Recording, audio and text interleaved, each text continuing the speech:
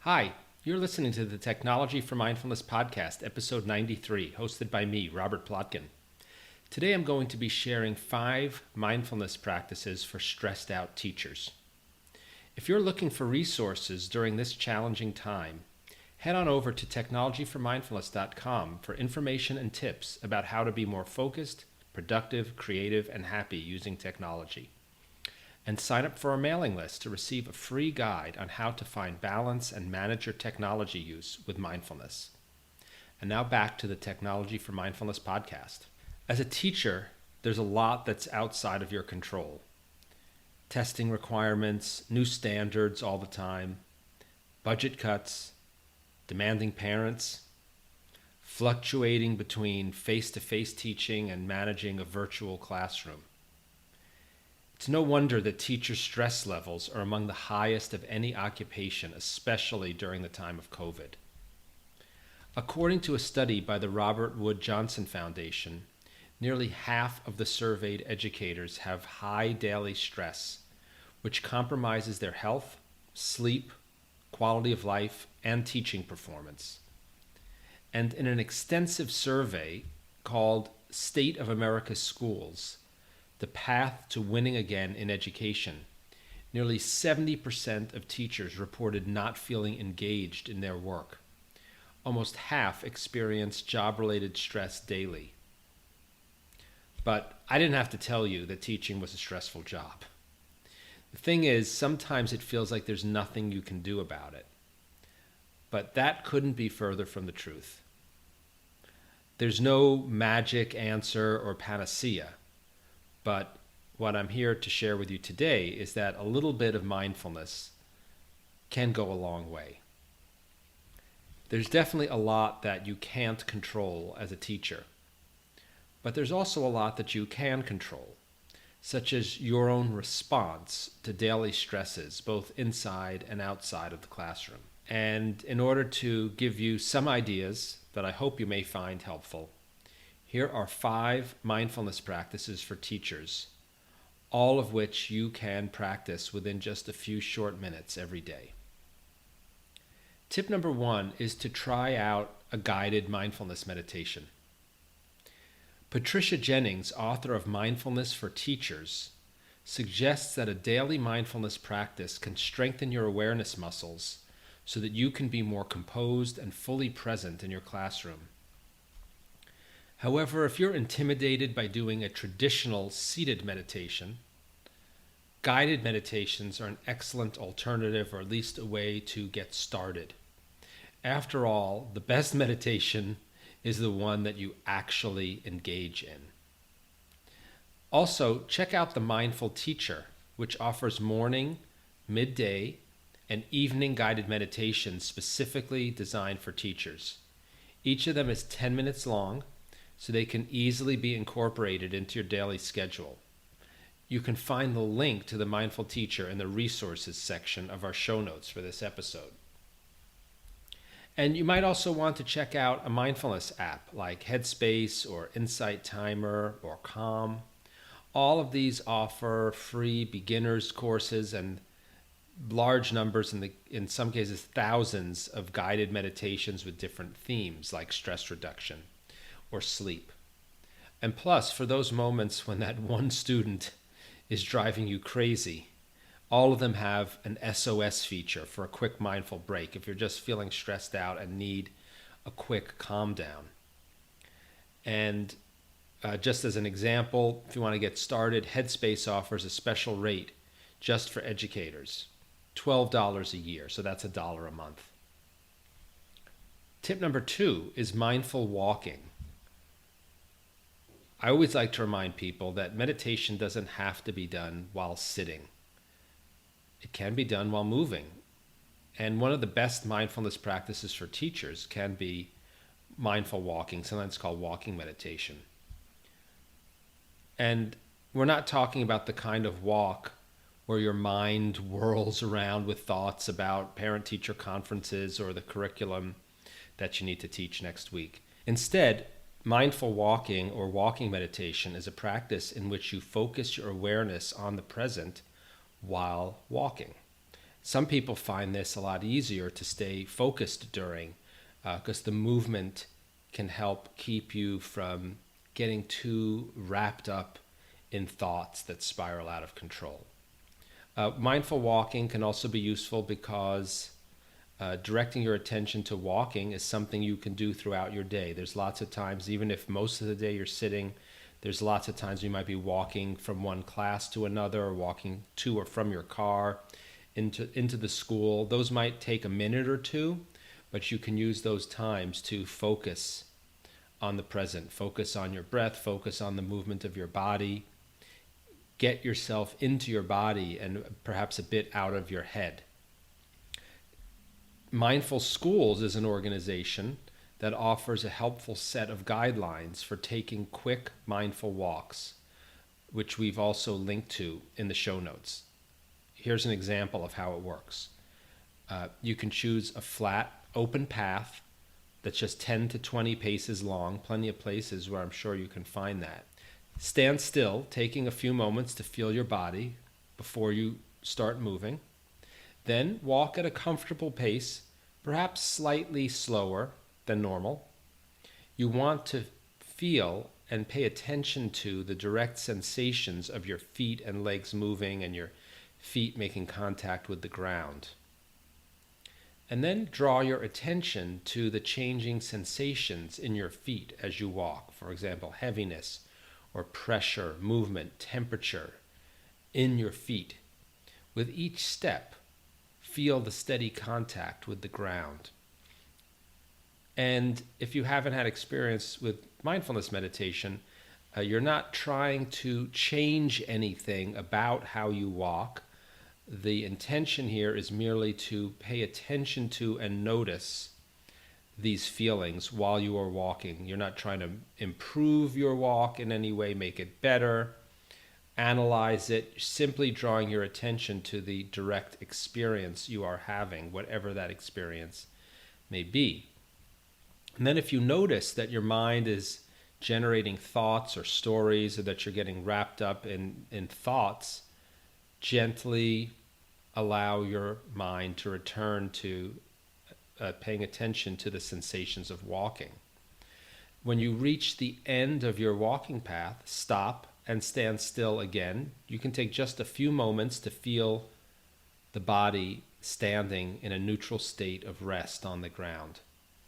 And then when you're ready to turn around, include the moments of turning in your awareness. In other words, draw your attention to your body while you're turning around. Take another short break of just a few moments, maybe one deep breath in and out, before beginning to walk in the other direction. And that takes us to tip number 3, which is breathing exercises, various types of breath-based meditation. For example, do you notice that if you pause for a few deep breaths when you're feeling stressed, that can help relieve the stress even just a little bit? Deep abdominal breathing, meaning letting the air go deep into your abdomen, can slow your heartbeat and lower and stabilize your blood pressure. This natural physical response can give you a clearer head. It also gives your brain the time it needs to make better decisions. And you can take one deep breath in and out slowly in maybe 10 seconds or less. 3 deep breaths in less than half a minute. It doesn't take much time to have some positive impact on how you feel. And practicing mindful breathing can be done in the moment of feeling stress, but it doesn't have to be then. You can incorporate mindful breathing into your daily routines. For example, you can practice when you're pouring your morning cup of coffee. Take 3 deep breaths before you take the first sip. Or maybe when you're just about to step out of the car in the morning, take 3 deep breaths. Before you open your classroom door, anytime before you anticipate perhaps feeling stressed, you can take a few deep breaths, and it doesn't take very long to set your body into that calmer state. And you may find that by practicing this kind of intentional, mindful, deep breathing regularly, it can, over time, develop into more of a natural response in a difficult situation, something you don't have to think about doing consciously. And it can bring you more peace as a result in your day-to-day routines when you are subject to stressful situations. If you have a little bit more time, one way you can practice deep breathing in a more extended way is to practice belly breathing. It's very easy to do, can be very relaxing. You can begin by sitting down or lying flat in a comfortable position. Put one hand on your belly, just below your ribs, and the other hand on your chest. Take a deep breath in through your nose, and let your belly push your hand out as it expands with air. See if you can relax your chest so that your chest isn't heaving up while you breathe. Instead, it's your belly that's extending out on the in-breath. And then breathe out through pursed lips as if you were whistling. Feel the hand on your belly go in or down if you're laying down, and use that hand to assist in pushing all of the air out. And do this kind of deep in breath into the belly and out through the belly 3 to 10 times, depending on how much time you have. Take your time with each breath so that you can breathe in fully and exhale fully. And then notice how you feel at the end of the exercise. Here's tip number 4, a body scan. This is often one of the first mindfulness exercises that people are taught when they're introduced to mindfulness meditation, and it pairs extremely well with the belly breathing technique that we just described. We all carry different types of stresses in our bodies. It might be in the form of tense shoulders or a clenched jaw or an upset stomach. I very often feel stress in my chest, around my heart. It's different for everyone, and it can be different at different times. However, unless we take the time to notice it, most of the time we can be unaware of specifically where in our body we are carrying stress. We might have a general feeling of being stressed out or anxious, but not necessarily have a conscious awareness of where that feeling is in our body. And the body scan is a simple practice that can have many benefits. And one of them is that it can help you become aware of how each part of your body feels. Without necessarily trying to change any of those feelings, the very first aspect of the body scan is merely to draw your attention to feelings in your body. And you can find extensive body scan instructions online and in the various meditation apps such as those that I mentioned. In general, the body scan involves slowly moving your attention from one part of your body to the next, usually starting either from your head and going down to your toes or in the opposite direction. And then at each part of your body, noticing any sensations such as tension, pressure, heat or cold, any tingling, any kind of sensation. And this lingering on each part of your body and getting more in tune with what's happening. And often you'll find that you become aware of sensations in parts of your body that you were not aware of until you consciously drew your attention to those parts of your body. As I said, you can find guided meditations instructions online. YouTube is another place. Just search for guided body scan or body scan meditation and find one that works for you. You might have different ones that work at different times. You can do a body scan that lasts an hour if you want, or one that lasts 5 minutes, depending on your interest and your available time. Here's tip number 5, journaling. Journaling is another one of the best mindfulness practices for teachers because it can help you process emotions and learn from experiences. Many people can get more in touch with their thoughts and feelings through the process of writing them down. I certainly am one of those people. It's very common.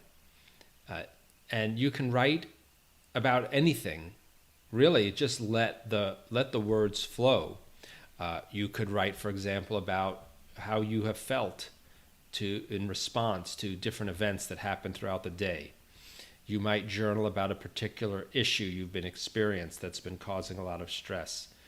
You can just write an explanation of different things that happened that were meaningful to you. They don't have to be stressful. They could be positive, joyful events that occurred. Find what works best for you. As an example, there's lots of journaling exercises and processes out there. Here's an example you can look at. It's a 6-step journaling exercise from Patricia Jennings. First, think about a student you find challenging. Recall the last time that student did something that made teaching difficult for you, or that brought up some unpleasant emotions in you. And write about what emotions does that memory elicit in you. Those emotions it elicits in you in the moment may be some of the same ones you felt when the event occurred. They might be different ones now, though. For example, do you feel annoyed or frustrated? Where do you feel that in your body? For example, is it through tense shoulders or grumbling in your stomach? Or do you feel your jaw clenching or you furrowing your brow? And write this down. The point is not to try to stop these feelings or fix them or change them. It's just to become aware of them, acknowledge them, and record them by writing. And then listen to the thoughts that come from these feelings. You might have some opinion or analysis or insight, perhaps, that you've drawn from this experience or from the feelings that have arisen from it. Write them down as they come to you. Over time, you may find patterns in your feelings, patterns in your thoughts. That can be really helpful if you keep journaling regularly over time. And those patterns might have been things that you would not have been aware of if you weren't journaling regularly.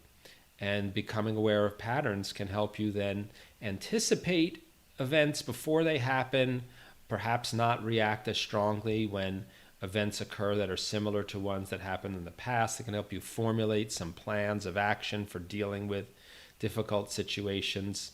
Journaling can really do wonders for many people. It's not the case for everybody. If you find that the process of journaling is creating more stress than it's helping you alleviate, or it just feels like another task or job, you don't have to do it. Part of what I hope for from this episode is to give you some ideas or suggestions for things that might work for you, and then for you to try them out and see which ones work best, and keep the ones that do and drop the ones that don't. So, in summary, these are 5 tips that many people have found to be good mindfulness practices for teachers specifically. They're good for people in general. Hope you can use them to empower yourself to better manage stress and tackle the really significant demands of the classroom. And they can help you enhance your well-being generally. And please remember to do whatever you can to take care of yourself so that you can be a mindful role model to your students and just to promote your own health. As a teacher, you have an attitude, a mindset, and a personality that's all about giving to and benefiting others. And I know it can be hard then to remember that you're a person who needs and deserves some care for yourself. I know it can be then very hard for you to turn that kind of care and attention to yourself. So this is a reminder that you need to take some time to care for yourself, and not spend 100% of your time, as great as it is, thinking about and attending to the needs of others. And in fact, caring for yourself will help you be able to care better for others if that's a helpful motivator. Thanks so much for joining me on this episode of the Technology for Mindfulness podcast with me, Robert Plotkin. I hope this podcast has been of value to you to help manage your stress both inside and outside of the classroom and to understand yourself better. If you liked today's episode, please subscribe, rate, and review and share the episode with your friends. And don't forget to also check out our blog at technologyformindfulness.com for information and tips about how to be more focused, productive, creative, and happy using technology. And sign up for our mailing list to receive a free guide on how to find balance and manage your technology use with mindfulness. I'm Robert Plotkin, and I'll join you next time on the Technology for Mindfulness podcast.